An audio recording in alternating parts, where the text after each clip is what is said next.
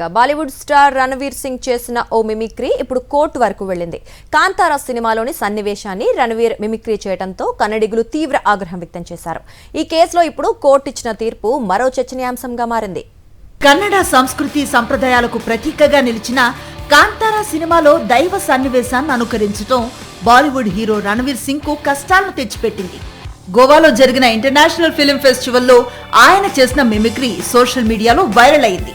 అయితే ఇది తమ సంస్కృతిని కించపరచడమే అంటూ కన్నడిగులు రణవీర్ పై తీవ్ర ఆగ్రహాన్ని వ్యక్తం చేశారు.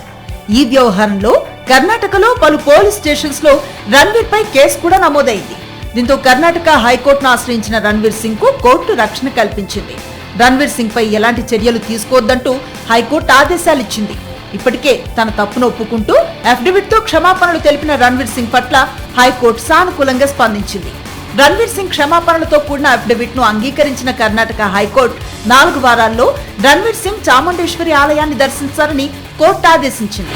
రిషబ్ శెట్టి నటించిన దైవ పాత్ర కేవలం సినిమా కాదు, భావోద్వేగానికి సంబంధించిన పవిత్ర అంశమని భావించే కన్నడిగులు సోషల్ మీడియాలో పోస్టులు పెట్టారు. ఇక ఆ సన్నివేశాన్ని స్టేజ్ పై అనుకరించడం తగదని రణవీర్ చర్యల పట్ల తీవ్ర అభ్యంతరాన్ని వ్యక్తం చేశారు. ఇదే విషయంపై స్పందించిన రిషబ్ శెట్టి దైవ అంశం చాలా సున్నితమైనది, దాన్ని స్టేజ్ పై ప్రదర్శించడం లేదా అనుకరించడం సరికాదని వ్యాఖ్యానించారు. విమర్శలు పెరగటంతో రణవీర్ సింగ్ సోషల్ మీడియాలో స్పందిస్తూ రిషబ్ శెట్టి నటన్ను గౌరవించడానికే నేను ఆ సన్నివేశాన్ని అనుకరించాను, ఎవరికైనా మనస్తాపం కలిగితే క్షమించండి అని తెలిపారు. ఒక సినిమా సన్నివేశం సంస్కృతి భావోద్వేగాల మధ్య ఉన్న సున్నితమైన రేఖను మరోసారి గుర్తు చేసింది ఈ వివాదం.